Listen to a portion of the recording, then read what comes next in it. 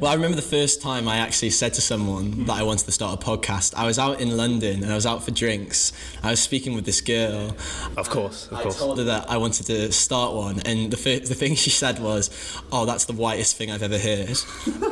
So you had to get a brown man. So yeah, exactly. And I just thought you'd be great. Also, for Dollar Shave Club sponsorship as well. Very true. Gillette, maybe. Yeah. Gillette. Hopefully we don't cross the line. Well, you could deal with some toxic masculinity. Maybe, yeah. We're not sponsored by Red Stripe, yeah. Definitely not. But if you want to give us free beer, then I'm down for that. I'm your guest.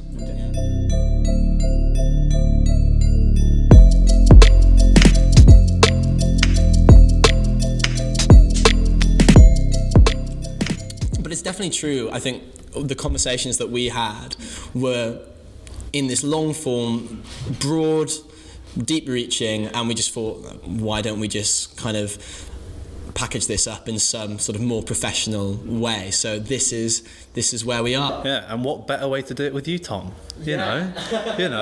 Speaking of you, YouTube. Yeah.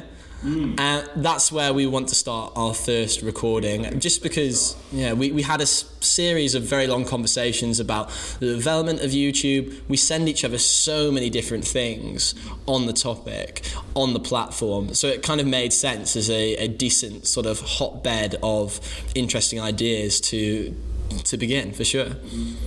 So, I guess we should start from the beginning, shouldn't we? Mm-hmm. How did you start? I always think, well, how did I find YouTube? It's a very difficult question to answer. But what was the first video you watched? What do you reckon? Mate, it was one of those ones where it started off with just like women falling down holes, like that sort of thing. Epic fail. When you were younger and people would like Bluetooth you videos, and you'd get either wallpapers or songs or these videos. It sort of came up from that. And it was literally just those car crash videos, crazy Russian drivers, those sorts of things.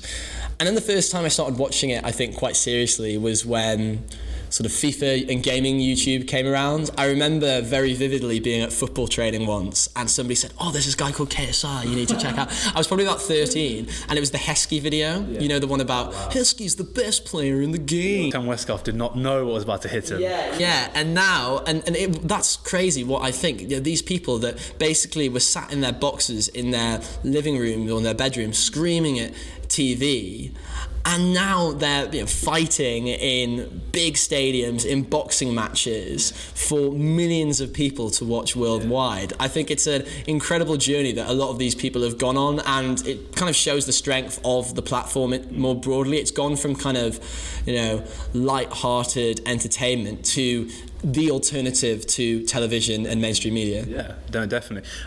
It's crazy when you think about that there was 2 million people live watching that thing. So obviously you're legal streaming on Twitch. KSI thing. Over 2 million. There was 1 million on YouTube, just over that, and 1 million watching illegally. And after weeks of being up, it was like 17 million people had watched it on a variety of sources. Now, if you put that in perspective into a general boxing match, right? So the height of boxing, or in terms of pay-per-view boxing, has been Mayweather-Canelo and Mayweather-McGregor. All of those were like 3 million to 4 million pay-per-view buys. I will slightly add that it was $99 to watch those, and it was only 10 to watch KSI's, but they got 2 million and 70 million. So you can see the draw. You can see how many people are now interested in these two people who really don't have much skill in boxing, but have somehow managed to convince the world that they do.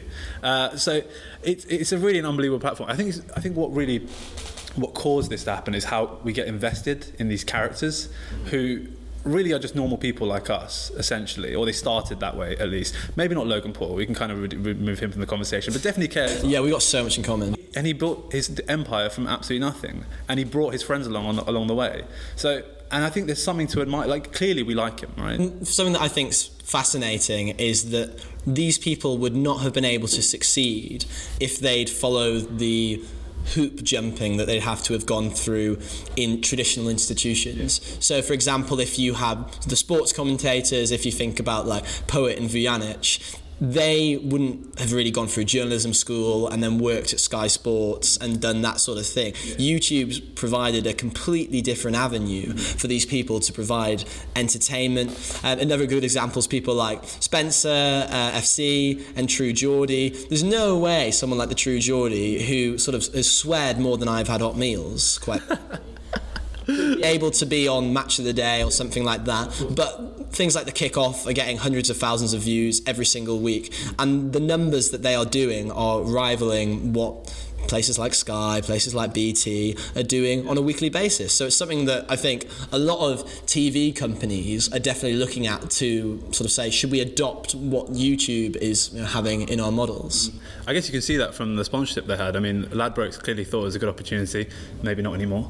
But I think that's the beauty of a lot of these YouTubers, these personalities, as you were mentioning before, is that they don't have a squeaky clean image, and then this actually means that when shit is thrown at them, then actually it doesn't really land. It's like, without getting kind of too political already, it's like with someone like Boris Johnson or Donald Trump. I mean, we've seen very recently talks of Boris Johnson manhandling a journalist in a FI.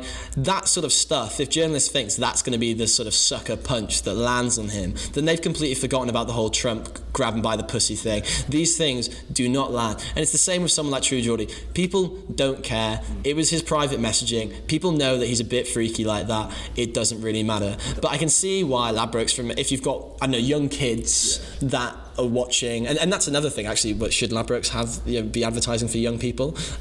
Probably not. But I genuinely think that actually the way that companies are moving, everyone's going to have this sort of dirt in one form or another, and it'll get to a point where actually you can't start discriminating in these manners, because people will quite frankly just have to accept somebody said something in the past on their social media that was inappropriate, for sure. Yeah, to be fair, like when you think about where True Geordie all started, where we have Ladbrokes advertising on this man's show that he streams for 4 hours a day, when really what this started from was 2005, a few friends thinking, and this is literally the reason why YouTube was created. The three friends, one of them wanted to find a slight dress mishap that had happened with a woman broadcaster while she was presenting sports, and he looked for the video online and couldn't find it anywhere, and so he decided that, wait, these are the kind of videos that surely people like me want to see. Let me start a video sharing website so that they can all see them. So it was a platform start for perverts, is that what you're saying? Literally what the question was. True Geordie is just clearly within the spirit following the ethos of the platform. Yeah, if anything, he should be remonetized. Lauded. Yeah, for sure. And then that's the thing. The fact was, it was set up in April 2005, and it was sold a year later to Google for, I think it was $1.65 billion. And the fact that has gone up in value, and at the time, investors seriously thought, what is going on here? And actually YouTube has been a central arm of Google's data collection and its advertising arm, and it's been worth every single penny. Well, really, if you think about the power it gives them, because by looking at, first of all, look at what they have on us. They have where we go, they have what job we do, they have what our name is, what university we went to already, but then they also now have what all our interests are. So all the deepest interests, they can now analyse and add that to all their already quite large connection of their data around us. And I don't know what's more powerful, whether it's the data of our movement, but I think our interests are really the key, because they really show what our personality is and therefore what our behaviours might be. And really YouTube must be very good at that, for looking at the exact interest, the political alignment. Yeah, I mean, a couple of things on that. I had a friend who worked at Visa, and she was telling me that Visa will buy data from Google, and they'll buy these big tranches of data, and it's not just gendered or age. We're talking, have you split up from your partner recently? Are you gay? All these very personal, very specific characteristics, and they're able to collect these huge data sets on people and then understand, well, if you're a 30-year-old newly divorced man that earns $70,000 plus a year, what are you going to be interested in? What kind of products do you buy? What sort of content do you watch? And therefore they're able to what they call micro-target adverts incredibly tightly towards people, and it's really, really interesting. I read a book, and actually someone gave a TED talk at Warwick a couple of years ago. It was this guy called Steph Davids, I think. I've probably butchered that name. Sorry. It's about the secrets in our Google searches. And actually he talks about how Google knows us better than anybody else, because they will put into the search engine your deepest fears, the potential symptoms, diseases you may have, if your welfare is poor. It talks about mental health, and actually that's a fascinating way of Google having very specific knowledge on people's hopes, dreams and fears, and it's something that you wouldn't even get in a conversation necessarily with a good mate. So it's quite fascinating to see, as you say, that they have this real kind of harvesting of knowledge, of human experience in a way that we've never seen before. It's also very interesting how they use that, because they don't sell it in this sort of like big block form, the ad space for this specific time on this specific day, like advertising after Love Island on ITV2. It's much more perfect, just price discrimination based for any of our economics listeners, where they call it programmatic buying, where it's entirely personalized for the exact target audience and what they would be looking at that specific time on YouTube, and they can do it almost instantly. So these people, not only are they personalising exactly to us, they also know exactly where we're going to be, and they can deliver that exactly on time due to YouTube and the format. The fact that you can watch at any moment and there's no time schedule, which I also think is a big plus for YouTube, and which is why, well, what do you think of the idea that in 20 years or 30 years, YouTube is the new mainstream media, that there is no TV that we watch? Do you think that's a possible reality that we could have? No. I think there are a couple of reasons for that. I think you need some form of specialisation of content, and you'll have economies of scale that come with that. So Sky Sports, for example, are able to produce a heap of content on sporting analysis, and are able to get the contracts to and licenses to be able to show a lot of these different programs, a lot of these different sports. I do think that, and this is an interesting conversation, that TV will adopt more of what YouTube has shown. And we've seen that in recent kind of years and recent months, where you have now a lot of people that were from the YouTube scene that are spending more time on mainstream institutions. So you had people like Chunks and Poet that are on Sky Sports quite a lot now. People from Arsenal Fan TV are doing it quite a lot. Sky Sports and BT are really understanding that the kind of content they should produce should be for actually the indirect watching, not when you're watching it on your TV, but when it appears on Twitter, when it appears on YouTube or Facebook afterwards. So you have these 10-minute clips that obviously meet the kind of the where you will then maximise the money that you have if you in terms of advertisements and revenue. So that's why they always have sort of these 11-minute things. They'll call it the debate, and it'll be a sort of a strapline question: who's going to win the Champions League? And it's something that draws you in. If you've got Roy Keane talking on Marcus Rashford, I will watch it. Yeah, exactly. So whilst I think that TV will still be there as a separate entity to YouTube, it's interesting to see how YouTube is really helping shape what we saw as sort of mainstream media. And I think that can only be a positive, to be honest with you. There are a lot of problems, and Poet outlined it, these sort of guys in suits that tend to be white and haven't actually sort of played on the streets and talk about football in a way that most people do.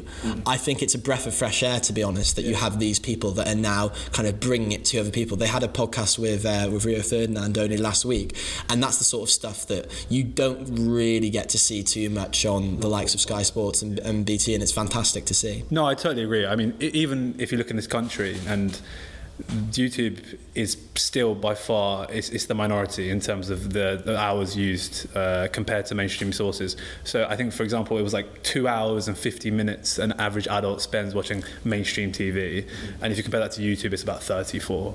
And obviously youngsters, if you're talking about the average, youngsters predominate of the ones watching YouTube. So it's like, 37% of 18 to 24 say they binge YouTube. But the problem is, when our generation gets to that age, it will depend on the content that's on the TV whether we switch over, because clearly there's a form of content that we like, which is this personalised, sort of informal, people who look like us, the layman, and not these sort of whatever you like to call them. Well, suit and tie, straight edged kind of people. Yeah, I get that. And it's the kind of thing, I think with football, where do you talk about football? You talk about it at the pub, you talk about it at the stadium, at the match. It's informal. It's not kind of in a professional sense. So when you have people swearing, people just bantering about players, making sometimes inappropriate comments, that's how the average person talks about football. And therefore, no wonder people are flocking to the likes of True Geordie, who says more about football and probably represents the average footballer. Definitely as a Newcastle United fan, True Geordie has a lot of haters amongst the Newcastle community, but a lot of people respect him, that he was somebody that has been quite essential in bringing up sort of internet critiques of Mike Ashley and Newcastle United more broadly. So he's someone that I think represents a kind of rich vein of the fandom, and it's the same with genuine sort of influencers like Poet, Vooge. There's so many other people if you look at the people beyond Copper. But well, I think you say Craig Mitch as well. I mean, Craig Mitch did stuff for the Premier League, and then now he's on that Match Today Plus show, or that Match Today X, one with Jermaine Genius, which is quite literally a duplicate of probably Copper 90 and the way they run their stuff. It feels like you're watching the same thing just with Jermaine Genius on, really. Yeah. Which I you can see how they're adopting YouTube style. Yeah, but as you were saying before, YouTube does need to catch up, but the sort of ingredients are there for a mass takeover, I'd say. I mean, look, something like 96% of 18 to 24-year-olds say they watch YouTube, and actually over 50% of 75-year-olds say they watch it. So it's not just, even though obviously there is a generational thing, what those people watch will probably be different. And for example, what I watch will probably be different to the average person. So most people actually, there's a think tank called the Pew Research Centre, and they're someone that I go to for a lot of research on. They look at lots of social trends. There's also lots of really interesting things on voting behaviour and political developments. But they say, for example, 51% of adults use it to figure out things that they haven't done before. So I don't know, putting on a bow tie, something like that. That's something that I've gone on YouTube to do before. 28% of people passing the time. And that I would say I do a lot of it to pass the time. 19% deciding whether to buy a product or not. So these cameras, for example, we have. I've been on YouTube to have a look at these before. And 19%. It's only 19%, which I think is interesting. I think it'll be more later.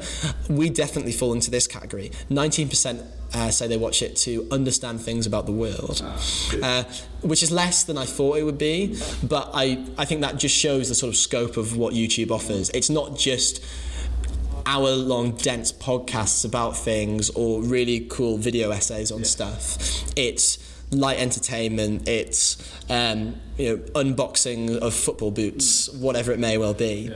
I think one of the things you said there is that they use it to understand the world, and I don't think it's something we can really grasp as people who have grown up in this age. I mean, part of our lives, YouTube doesn't exist, and I think, future generations won't be able to say that.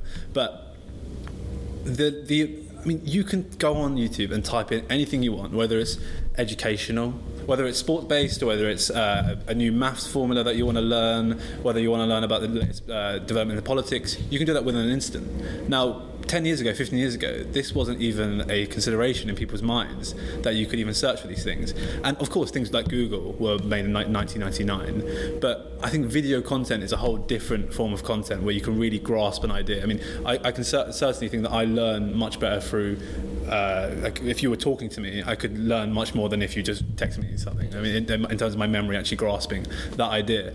And I can't think of many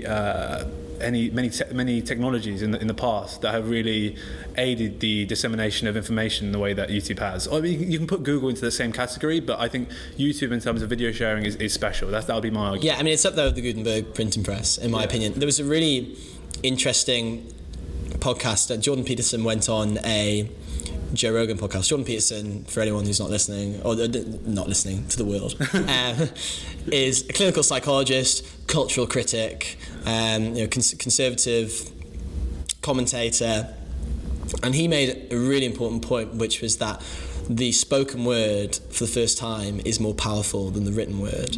And I think this is so true. YouTube is part of this movement. It's not just YouTube, but the way in which, you know, I can listen to a podcast when I'm cooking, I can watch a YouTube video whilst I'm, you know, doing something else, and the way in which it allows you to multitask and do other things rather than reading an article. I would say I feel like sometimes maybe you're not actually absorbing the information as well. It depends on the kind of learner you are, obviously. You know, your VARC people, we know about that. Yeah, I had to do one of them at high school, I remember. Like, oh, you were like kinesthetic learner or not? Yeah, I was one of those really rogue ones where I was like kind of all of them. No, I'm always in between. I'm always a centrist. Yeah, I don't play by the rules. Yeah. But I mean, that's quite probably an interesting place to go in the sense that, I mean, I listen to loads of those sort of kind of podcasts within.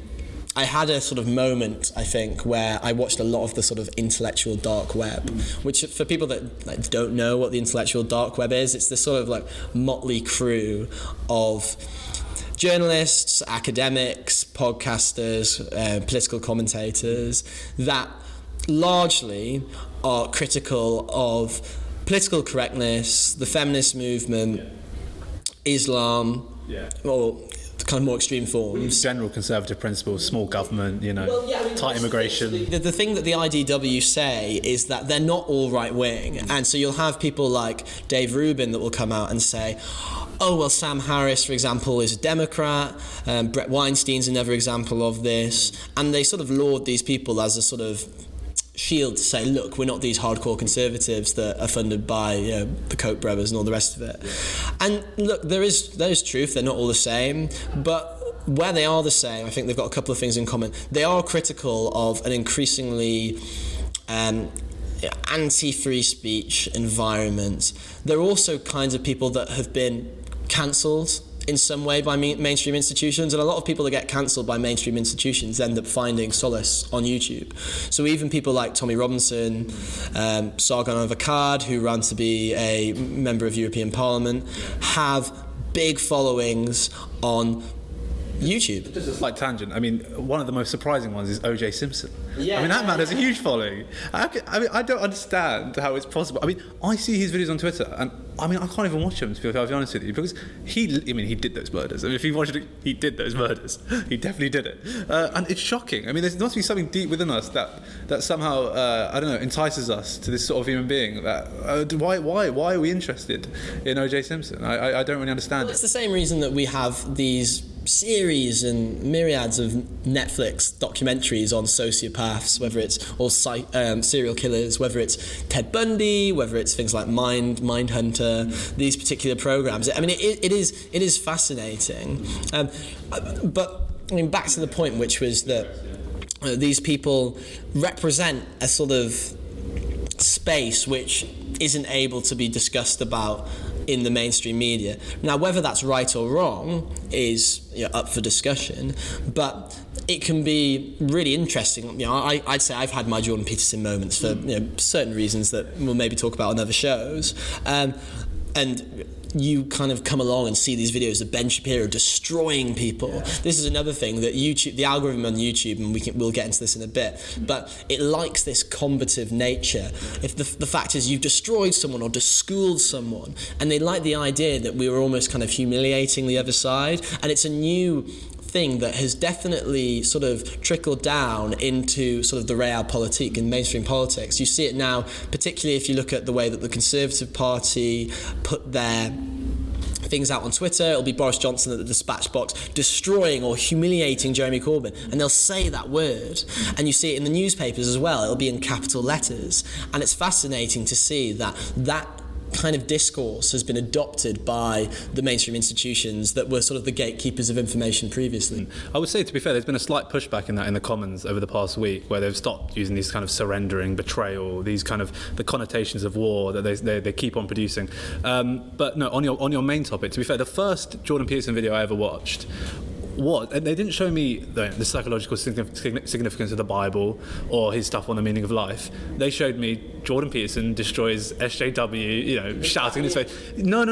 Kathy Newman came after, actually. They were on a campus somewhere. Jordan Peterson's just done a talk. He said, Peterson, do you have any comments on the Nazi presence at your protest? Yeah, that one. And I mean, it's really entertaining to watch, right?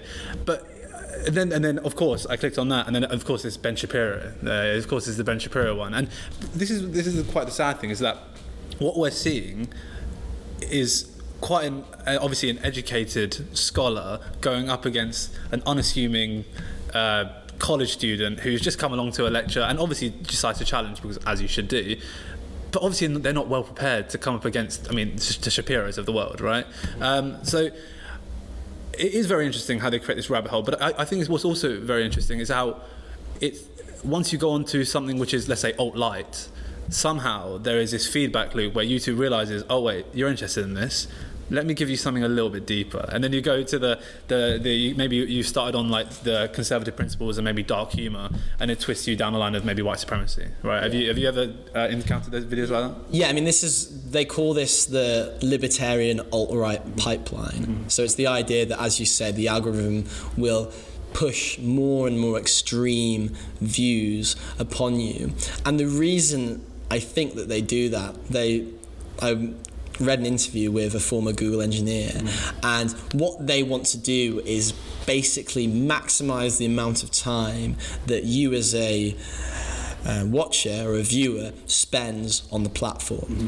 And they did various studies, and they found out that actually what maximizes time often are the more extreme views. Now, this can go down two ways. It can be hoax videos sometimes, conspiracy theories, and these sorts of things really build engagement because they're fascinating and often really, really interesting, whether you think it's ludicrous or whether you really buy into it and then suddenly find this sort of home for you where people sort of doubt the establishment and doubt kind of mainstream facts and objective truth in the same way. So there is that, but the more extreme content in general does keep people online for much longer. So I've had friends that I've spoken to about who start watching something like a Ben Shapiro destroying somebody video, and then it suddenly gets suggested into more extreme content. So it'll be there's a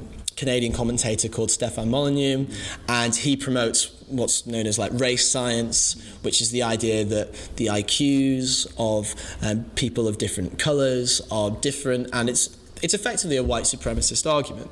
And suddenly you go from something which is, maybe a reasonable critique of, the left in general, to quite quickly to talking about how white people are inherently smarter than black people, and it's ridiculous. It's absolutely ridiculous. So the fact that the algorithm kind of suggests this more extreme content is problematic. I don't know how they get around it. I mean, YouTube are adding a few kind of bits of regulatory kind of tweaking to make sure that's not the case. For example, they'll put on an RT program on Russia Today, they'll say this is state-funded media, or on something that's clearly a conspiracy theory, I don't know, about the moon landing or the flat earth, for example, that this is a conspiracy theory. So they are doing things a little bit more, but the way in which they get round this sort of movement and suggestion of more mainstream, or from going from the mainstream view to the more extreme view, I'm not 100% sure how they get around that. Yeah, it would be very difficult, because in effect what they're doing is providing things that they think the user will be interested in, and therefore they're recommending views that they believe that they already agree with, that the user already agrees with. So it's difficult, therefore, especially in the times that we live in today. There's sort of you see the rise of nationalism, the populist movement, and we seem, and Brexit in this country, we seem to be getting into our factions and further entrenching our views further and further away from each other. Now, if the algorithm, let's just obviously YouTube is not a fault for all these things, but let's just put YouTube on let's view it from a YouTube framework.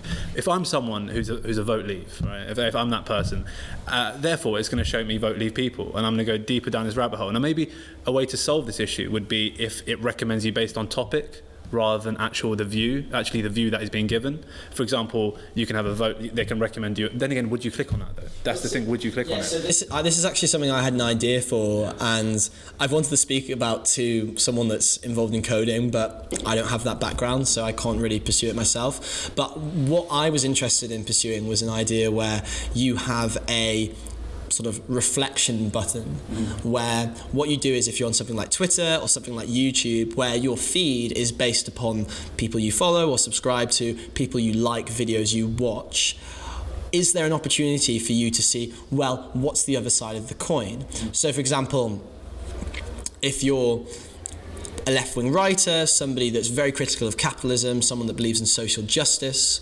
and is cosmopolitan in their outlook, follows the likes of, I don't know, Owen Jones, Ash Sarkar, Yanis Varoufakis, left-wing think tanks, that kind of lexicon of thinking, is there a way of kind of Twitter or YouTube putting out a weekly thing which says these are the videos that oppose and are sort of diametrically opposite to what you think?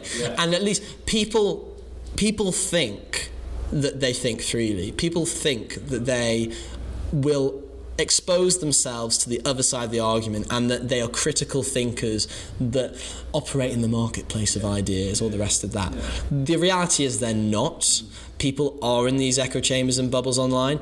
If you gave somebody the opportunity to just press that button and do it, I do think they would, because they believe that they're a critical thinker. They might not like it, and the likelihood is they wouldn't, and suddenly they'd fit, and maybe it would be a reality check for people, that they'd suddenly think, oh my God, this is the other side, and I've been sort of trapped in this echo chamber. And so that's something that I'm quite interested in exploring. Something actually, and this links to YouTube as a platform, maybe within videos, is the nature of the echo chamber. I mean, I don't know what, like, have you got any examples of the echo chamber that you look at in particular that you find frustrating? To be fair, I will say I'm quite a particular example, because as much as I'm one of those people that likes to think I'm not intransigent, that I will change my views, and I think it's a good thing to change your views when you found new evidence to support different views.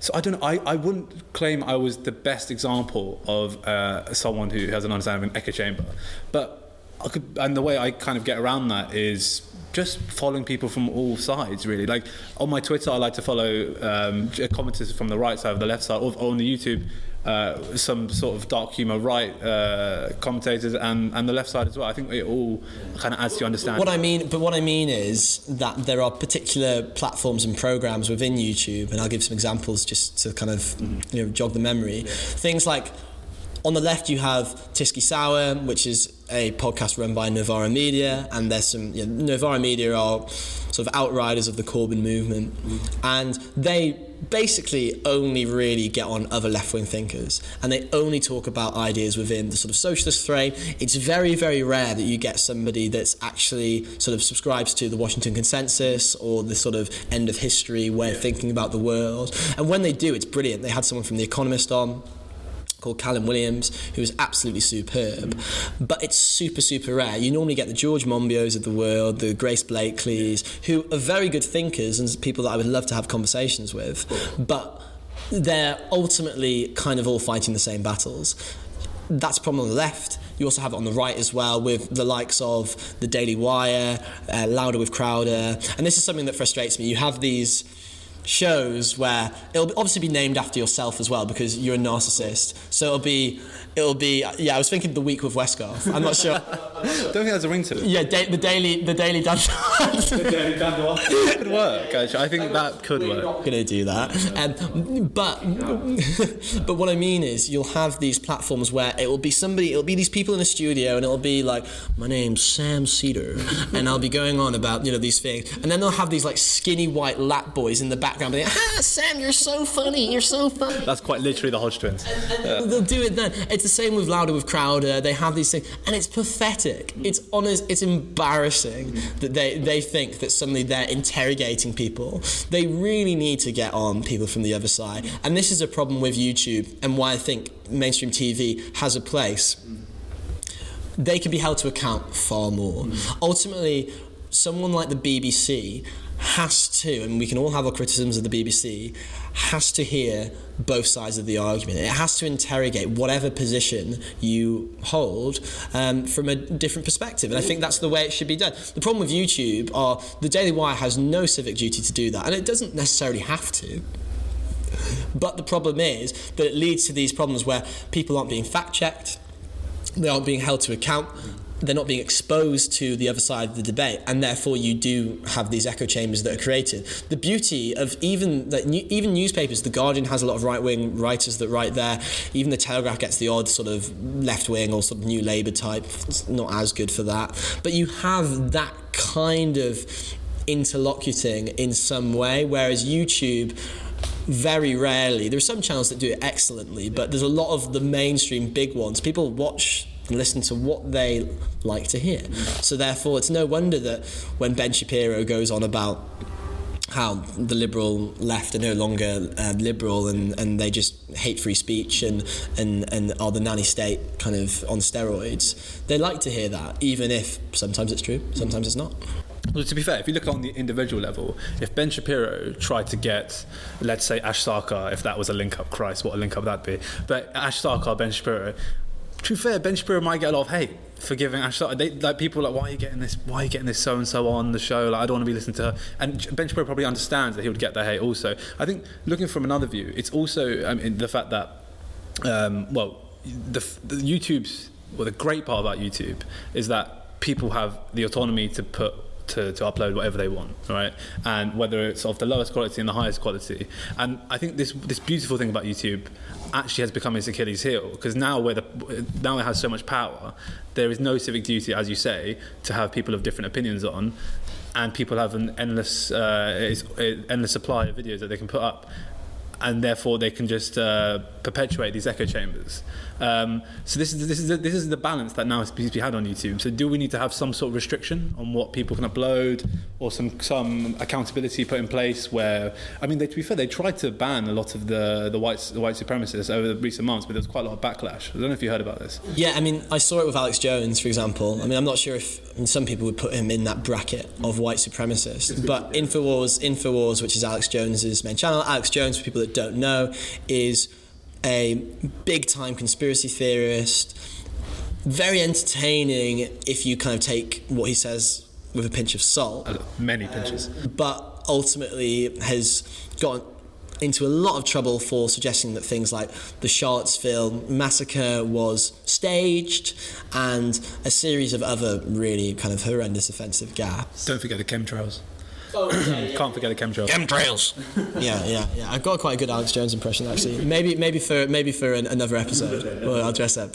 No, I'll get a tinfoil hat over my head. But no, yeah, for sure. So they are starting to block content, or what they've done is they now sidelining what's called borderline content. So that means it won't be sort of suggested in the algorithm as much. They're not. It's what they call like a shadow ban. Mm-hmm. It's not effectively banning the content, but it's indirectly sort of reducing the amount of exposure that it gets to a mainstream audience. So that's happened, for example, not with the white supremacy things, but more with things like anti-vaccination content, or things like we were talking about before with the moon landing, stuff that clearly is false, but maybe you could argue, if you have a duty to free speech, which is what, like Susan Wojcicki, who is the CEO of Google, I think is quite focused on upholding, compared to maybe some of the other CEOs of, compared to Sundar from Google and Jack from Twitter actually does quite a good job, but definitely more than Zuck as well, I'd say.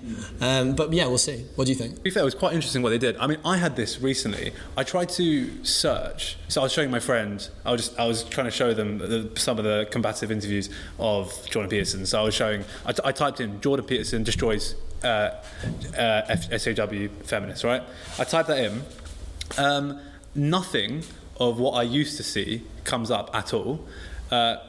What comes up is actual authoritative media, right? Sources that you can't question, like BBC News, Channel 4, talking about him, but none of the sort of amateur content that had been uploaded about Jordan Peterson. And I looked up about it, and it was it's actually a push by YouTube to prioritize sources that have been questioned. And this is the thing. This is, as much as you say, what's her name? Sorry, the CEO of YouTube, Wojcicki. You like to say that Wojcicki is upholding free speech, and by name, yes, she is, because the videos still stay on the platform. However, the power of page one of searches cannot be underestimated, because quite frankly, I don't want to go any further, and I'm pretty sure if you had the stats, a lot of people don't go much further than the first page when they're looking for something that they want to find. So by putting them in the third or fourth page, you're really reducing the likelihood of a new person viewing these videos, and maybe that's a good thing because they haven't been questioned, and maybe this is a policy we should be lauding, but I don't know if you can class it as upholding free speech, because surely if you're upholding free speech, the algorithm has to have no bias towards a certain kind of content if you're uploading free speech. Or do you think that's incorrect? I mean, it depends. Why do you want to uphold free speech? What's the whole point of it? The idea is that when you have a claim or a principle, it needs to be fortified and interrogated. And who's going to be the best person to do that? Is it going to be Joe Bloggs that doesn't have a degree in political theory and doesn't understand these things? And I know I'm maybe falling back into something that's anti-YouTube, which is a kind of argument from authority perspective. But ultimately, I believe in the abilities of particular people to be able to take down or at least critique different ideas. So there are certain people, there are the mainstream media that do this. So you'll have likes of Cathy Newman that do it, and sometimes it's a good thing. The fact that the Cathy Newman interview sort of went so bad, and it was Channel 4. This isn't some like college student that hasn't even finished their degree. This is Cathy Newman, a Cambridge graduate who is one of the finest journalists in the country, and she pretty much embarrassed herself. And for the rest of her career... Well, so are you basically saying she embarrassed herself? So what I'm saying is... Yeah. If you don't get that, stop watching this video now. Yeah. But the point was that actually that was quite good, because when you have these sort of traditional institutions that are interrogating the likes of Jordan Peterson or the likes of Slavoj Žižek, actually it's a very good way of knowing how powerful the arguments are. And the fact that Jordan Peterson basically demolished her showed that he was a force to be reckoned with. And a lot of people have learned from that interview what not to do and how to not conduct a political interview. But back to what you were saying before about the sort of the power of free speech. The idea is there are certain people I do want to hold Jordan Peterson to account. I do want people to really interrogate the likes of Slavoj Žižek. There aren't necessarily just the likes of Cathy Newman and Newsnight and all these other sort of institutions. There are even podcasts now like the Joe Rogan Experience, which they tends to be quite good at doing a lot of these things. I do get what you're saying though, and maybe it is something that it needs to be slightly more democratic in its approach.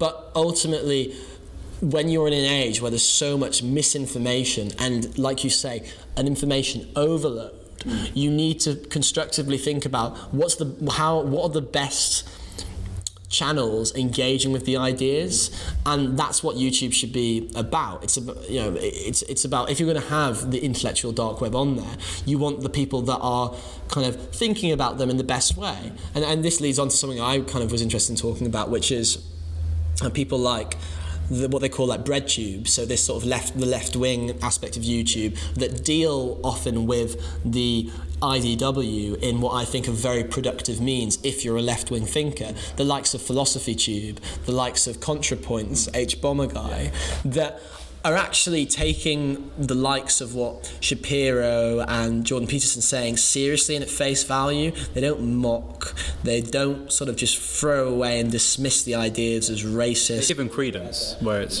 deserved. Yeah, and I think that's a really sort of crucial moment within the sort of sphere of YouTube, where they understand actually we have to take these ideas seriously. You can't just sort of be snobby. It's very easy to say that Shapiro's argument that can you remember his argument about climate change? I don't actually know his argument about climate change. Please deliver it. Okay, so there was a lecture, someone was talking about what should we do under climate change, and Shapiro was one of these guys that the free market will basically solve it, and he said, so let's say for the sake of argument that all of the water levels around the world rise by let's say 5 feet over the next 100 years, say 10 feet by the next 100 years, and it puts all the low-lying areas on the coast underwater, right? Which, let's say all of that happens. You think that people aren't going to just sell their homes and move?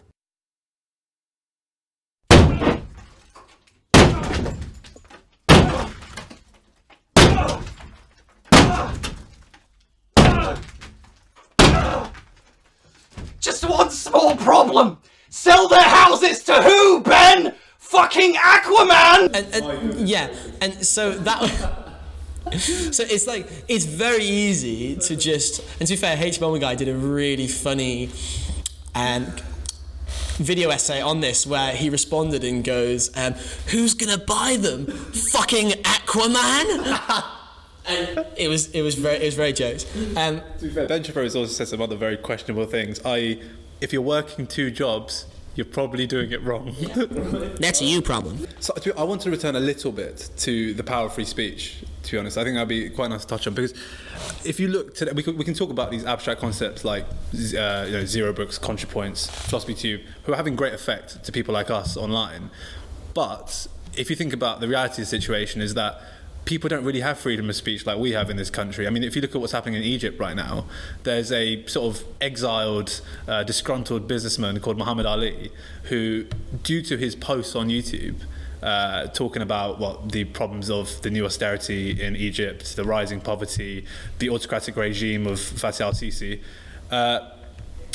he's now calling for people to strike, and due to the videos he uploaded, there were strikes with hundreds of people in Cairo and all around Egypt. And I think this, when I was reading that this past week, that to me shows the power of YouTube. That's like the real reason, like to produce a thriving, robust democracy where people can actually voice their views when they should be heard, and frankly, they should be heard in this situation.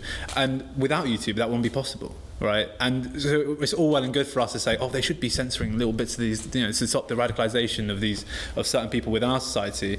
That if you look at on a global basis, really, the less censorship, the better. Because once governments start getting involved with the censorship, then it all goes wild. Yeah, but a lot of these countries, we have a free press here, relatively speaking. Right. I mean, the state doesn't determine what is said. Obviously, it will kind of nudge institutions in particular ways, and I don't necessarily think our press is as free as it should be, but ultimately in a lot of these countries, as you say, social media is this area where people can actually say what they think, and it is absolutely fantastic and incredibly liberating for these groups. As you were talking about before, it's not just YouTube, you see it with Twitter as well. The spread of information there is absolutely incredible, and the way that political campaigns can mobilise online now is phenomenal. Yeah. And it's something that you can look at in authoritarian regimes, and that's why a lot of countries actually will censor. Yeah. So I mean China's a very good example. I mean, it's the best example of like authoritarian capitalism in the sense that you don't even have trade unions there, and they're supposed to be a communist party, which I find fascinating. But the point is that the way in which social media is censored, I know it's not YouTube, but what's the streaming site again? Twitch, yeah. So I read an article in The Economist, and there was a guy who had mocked the Chinese national anthem on a Twitch stream, and he'd done it in he'd just sort of taken the mick when he'd sung it. I don't know it, but was he Chinese? Yeah. Don't repeat it, please. No, I know Xi is watching. but what happened was he ended up being put in a prison cell. And for a few nights, because he dared to defy the great nation of China, and it is absolutely ridiculous. And censoring is something that it's almost a privilege that we are able to talk about the kind of fringes of what we can and cannot say, because ultimately, freedom of speech it's a right, but it's also a privilege. And we're very fortunate to be able to think about the examples of, and I think in mainstream media now what we're talking about more is, did you hear about the case with Stephen Crowder and Carlos Maza? Yes, I did. I mean, you can explain it for the audience. So for people that don't know, Carlos Maza is a Vox journalist, so check out Vox if you haven't read any of their stuff before. Not the Spanish one. No. It's Vox. They're an online publication. They're kind of, I'd put them in the bracket with Vice and that sort of area, but they're very. I think they do a lot of good content, and they have a good grasp on a lot of underlying trends at the moment. But he's a gay, Latino, I believe, journalist, and Stephen Crowder had basically called him things like a fag and all these other sort of homophobic slurs. And Mazza basically came out and said, look, he's saying all these awful things, like YouTube, what are you going to do about it? YouTube looked into it and said he's not actually violating any of our terms and conditions, any of our sort of guidelines for content creators. And that sparked off, I think, a fresh batch of conversations about what are we going to do in terms of regulating free speech here, because is he inciting violence? Probably not, but there's plenty of ample evidence out there that I can reference which shows that actually joking about a lot of these things ends up inciting violence. And we're at a stage now where the way in which language is used, you might not be directly calling for the assault of a particular person, but there is a relationship, and it's something that people need to be careful about. Drawing the line and identifying what is hate speech is impossible, in my opinion. Yeah, I got really annoyed. I'm not sure if you saw my tweet about this, about Nish Kumar. So Nish Kumar came out the other day. It was about the whole Nagaman Chetty case. So Nagaman Chetty kind of implied Donald Trump was racist about the whole go home comments, but didn't call him a racist. Yeah, Nagaman Chetty, for people that don't know, is she hosts the BBC morning show with Dan Walker on BBC One, and Good Morning Britain. No, it's not Good Morning Britain. I can't remember. Anyway. Yeah. Don't get confused with Piercy, mate. Yeah. But basically, what happened was Kumar came out and said, racism for me is like gravity. It's you know what's racist and you know what's not. It's either that, for me, honestly, was one of the worst takes I've ever heard in my life. Firstly, all right, race is a social construct.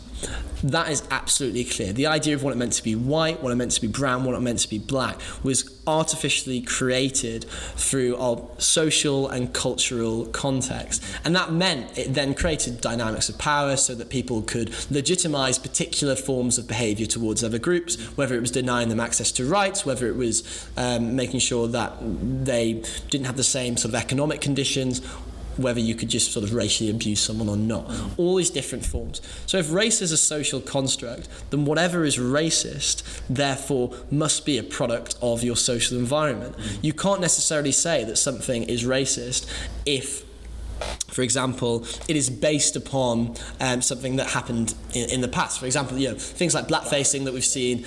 If someone blackfaced 50 years ago, I think most of us would hold our hands up and say they're probably not a racist. It was a product of their time. If someone blackfaced today, full well knowing the kind of connotations, I think people would be more likely to kind of point the finger at them and say they're a racist. Well, many people have called Trudeau a racist over the past few weeks. And to be fair, many people have backed him also, of his own fan base, but people have called him a racist. So continue. Yeah. But the point I'm making is that ultimately, and this is just a sidetrack, I needed to just kind of dig my heels in at Nish Kumar here, because he gets a massive platform politically, and people don't call him out enough for a lot of the garbage that he says. Even though, Nish, if you're watching, come on.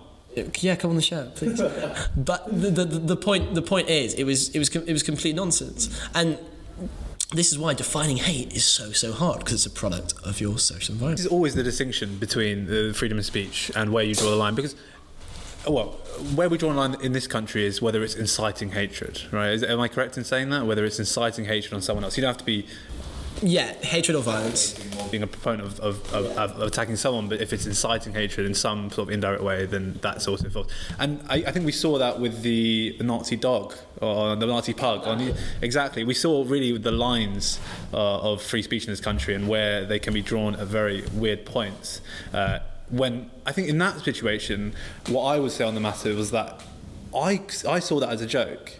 I don't know. I saw that as him getting his dog, clearly understanding that what the Nazis did was horrendous, and the genocide, the genocidal actions should be disparaged in every way. But he was making light of the situation. Now, can you make light of something and still not incite hatred? I don't know. Yeah, and it's really difficult to know, particularly because YouTube is a globalised and not localised platform. It's quite different. So a lot of the people that get into hot mess about this tend to be comedians. It's not restricted to comedians, but a lot of them, if you look at the likes of, so Count Dankula is supposedly a comedian, Sargon of Akkad is supposedly a comedian, Jonathan Pye is a comedian, Dave Chappelle, these sorts of people. And now when these comments are sort of broadcast to the world, rather than being sort of something that's said in a club, where there's just a sort of strict group of people, where everyone knows, you're going along to the comedy, you know what you're expecting some dark humour, some rude stuff, but we know it's contextualised, we know it's a joke. The problem is, when it's online on YouTube, people sometimes are often, it will just be something that's happened when you're scrolling down your feed, it'll be something that is not necessarily kind of dug in with its context. You're just watching it on a laptop. You're not sort of in the club having had a couple of beers, sort of knowing what you're getting yourself into. So I can sort of see why context is so important for comedy, and I think it's something that needs to be taken seriously. I'm not somebody that thinks that. I do believe we should be more politically correct, in my opinion.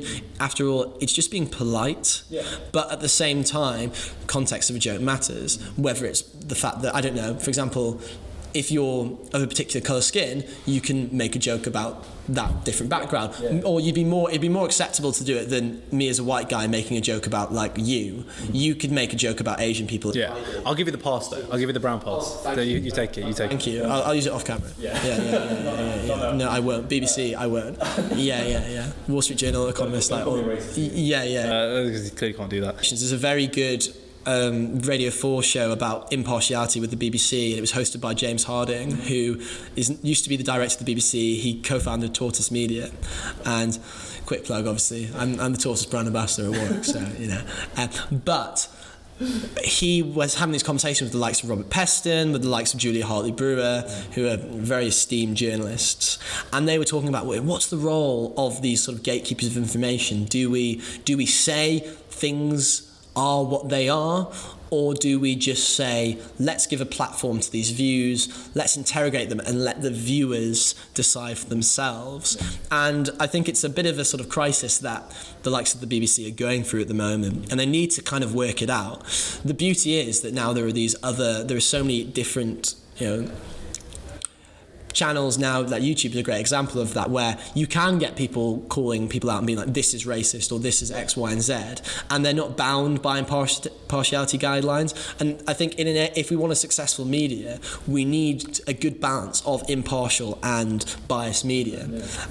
We don't want it to be like America, where it's like too far the other way. I think that having places like the BBC, ITV, Channel 4, they've all got their biases to an extent, but I think they're pretty good as a whole, and make me very proud to have a British media. But at the same time, I want a right-wing thinker talking about things. I want big time socialists making their commentary, because it allows me to think about the other side. I'm probably someone that I would agree with you. I think that I'm this independent thinker, and actually if you looked at what my suggested videos, I'll be getting suggested things by the likes of Ben Burgess and Zero Books, who are sort of pretty staunch materialists, Marxists, but also I'll be suggested things from the likes of Jordan Peterson, Louder with Crowder, people like that. So I do like to think I have this exposition. The onus is on people, I think, for themselves. In this age of lack of accountability, we need to cultivate an environment where people are actually true sort of thinkers. That's much easier said than done, but it's something to definitely mull over for the future. Definitely. And to be fair, starting that, I mean, that has to start very early in someone's life, where they're going to view every piece of evidence as some new way to inform a new belief, and not just follow the dogmas that they may be given throughout their time on this earth. And I don't know, I think that starts with education, but that's for another podcast. Pranav's applying for a master's in education. Little plug if anyone wants me. Yeah. So obviously in the next, so right now around 50% of people who are on the internet in developing countries are on YouTube, whereas it's around 80% in developed countries. So when we get those developing countries all the way onto YouTube, and even the less developed countries who are becoming those developing countries within the next 30 or 40 years, how do you think that will change the face of YouTube? Because as you said, it's globalised, it's not localised. So me or you will be able to see, I don't know, the average Ghanaian's post if we like him, because it's so democratic. If we like him, we'll follow him, and then we'll listen to his views. How do you think, or does that have the potential to change the world in a way? Yeah, it does. I mean, the internet has created this complete explosion in the way in which we're exposed to how the other half live. You see it all the time. I mean, the amount of videos I see on my Twitter or my feeds where there'll be, I don't know, someone in Palestine being treated horrendously by some Israelis, or whether it's the aftermath of a natural disaster in India, the effects of rising sea levels in Bangladesh. It actually allows us to but just sort of see what's happening on the other side of the world, where the traditional gatekeepers of information, the Telegraph, the Mail, the Guardian, might not really care about those things. So I definitely think there's an area and a space for, like you say, this sort of global understanding and education of each other. And I hope that happens. The problem lies in the power of the algorithm, in the sense that if your information is based upon domestic issues, if it's based upon very particular things, I don't know whether the algorithm would suggest these new things. And this is something I'm quite interested in. There's a conversation that, oh yes, the algorithm suggests more and more extreme content, and yes, there are examples where that's true. I mean, there was a sociologist called Zeynep Tufekci, and she wrote in the New York Times an article called The Great Radicalizer, and she talked about how the extreme content, like we were talking about before, keeps people online for longer. But I wonder whether the algorithm actually puts us in these sort of bubbles of stasis where we're only exposed to things that we've previously signalled our interests in. Yeah. And actually, if you're not a cosmopolitan person that thinks about the world in kind of, broader, more abstract terms, maybe you won't be exposed to those things. Maybe you'll be hemmed in these sort of boxes, and you'll only sort of see what's going on in the UK. And you'll be exposed to injustice, but it might not be a global one. I'm somebody that believes we should do everything we can and have a duty to solve global injustice. But there's a lot of people that will think, well, look, we need to look after our own. There's a lot of problems at home. Yeah. And there are problems at home. I can see, when you've got the levels of homelessness we have in this country, there's a good argument to say, I don't buy it at all, but there's a good argument to say, well, look, before we go and spend all this money on foreign aid, why don't we look after people in our own country? I think it's a weak argument, but you can see the strength of it to an extent. I mean, what about you, though? I mean, I that's my one fear, that I feel like it has potential to open up this great exposition of how the world operates in a way that we don't traditionally see. I mean, an example of that is when I was in Spain on my year abroad, I saw what was going on with Catalonia and the way in which the separatists treated the independent campaigners, and the way that the BBC reported on it was not what went down. And YouTube offers a pathway for the real truth to come out. Yeah. To be honest, some of my favourite videos on YouTube are literally, because it's so rare to see it, but there was one video and it was done by this agency called ASA in India, and it went to different villages in India and pretty much just face to face with someone from a completely different background, sharing my same blood, but had clearly grown up in a completely different environment, just explaining their education opportunities and how they had been failed by the Indian system, pretty much.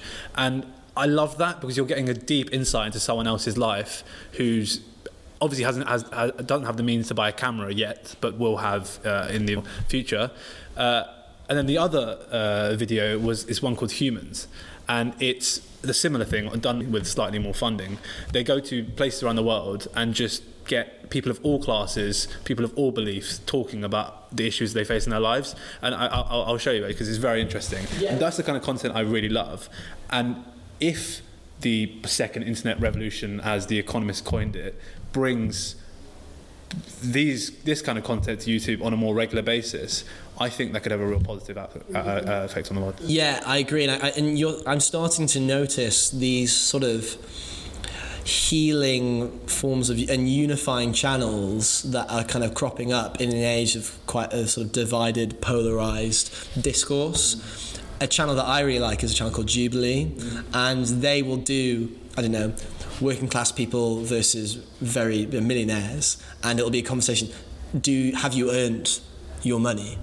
And they'll bring these people in a room together and have a conversation, and it's brilliant. And actually, you think, I mean, yes, you sort of expect fireworks, and there is disagreement. There's sometimes fierce disagreement and tense disagreement, and that's important. You need that. Yeah. But ultimately, what it does, it harbours an understanding for the way in which other people who don't have the same worldview as you, who have come from different backgrounds, think about the world. And it's a really productive mechanism. I haven't actually seen the Humans one, or maybe I have, but I can't recall off the top of my head. I mean, probably just to wrap this up at the moment, do you have, because obviously we spend a lot of time watching YouTube and talking about it, and I think we have a kind of good understanding of what it represents and within the sort of strain of internet culture. What channels do you think that you'd recommend to people watching this that you think would be interested? And this could be across a myriad of different things. I think that would entirely depend on the interest that a certain person has, but I can say range on my interests. So obviously interest in football, so the kind of Copper 90 content, obviously with the Poet and Vooge leaving, I've kind of migrated over to Poet and Vooge, have to say. But Poet and Vooge, because they're kind of informal take on football, also Filthy Fellas for that matter do wonderful content. So that's kind of football side.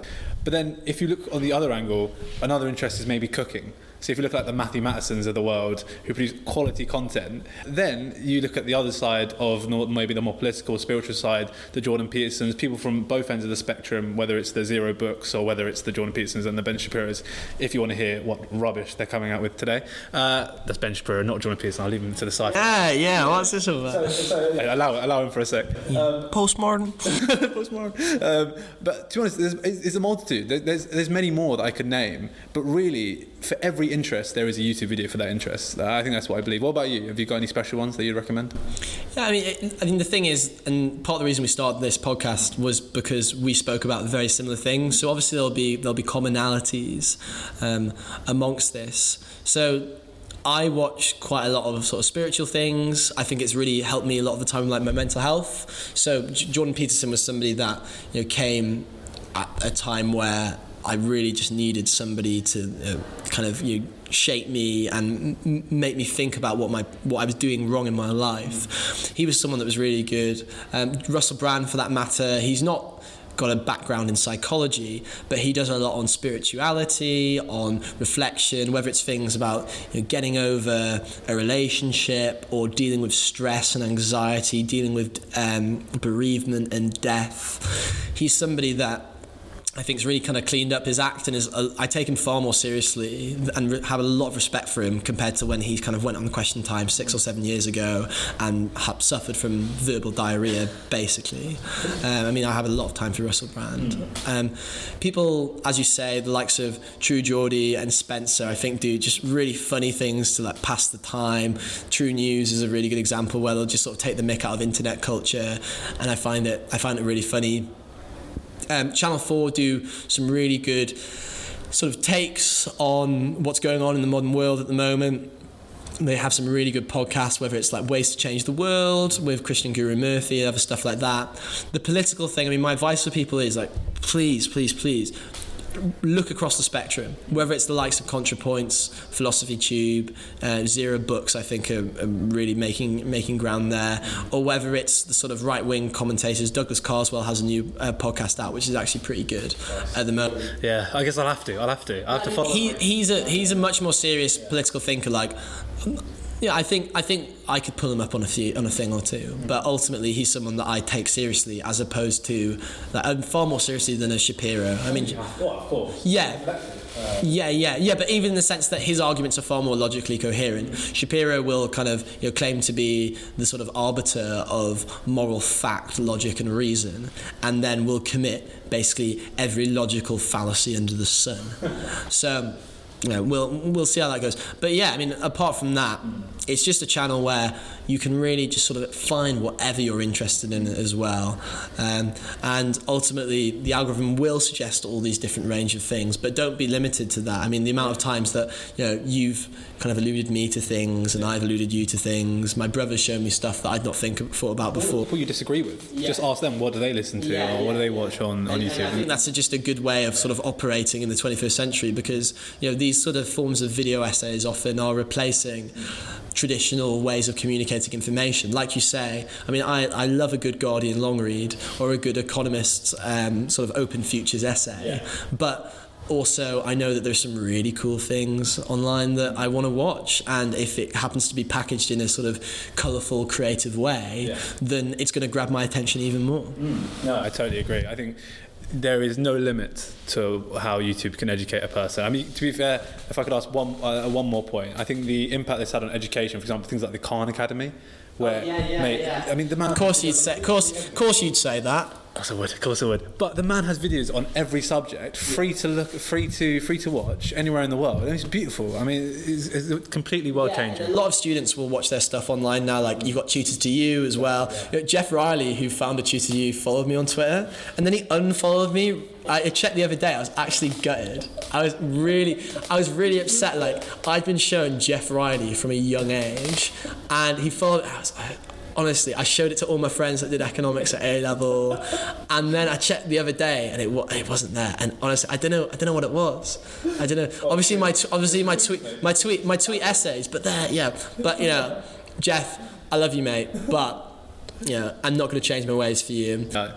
However, people should follow you though on the old Twitter. I mean, there's some good takes. There's some spicy takes actually. Yeah. The Spicy Takes podcast, which actually we didn't say it was, but it will be on the thumbnail, I'm sure. But just to sort of round things off as a sort of closing, we're going to be doing a series of different things. We're going to be looking at what it's like to live as a young person in the 21st century, the problems that they have, and whether it's mental health, whether it's education, whether it's relationships. We're going to try and sort of add an analytical lens to it, something that's maybe slightly more sort of academic than your traditional sort of sofa podcast. But hopefully it'll be a nice blend of sort of bant with theory and some spicy takes. Let's hope so. Okay. Cheers, my bro. I'm not going to be able to. Cheers, mate. Okay. Lovely. I think that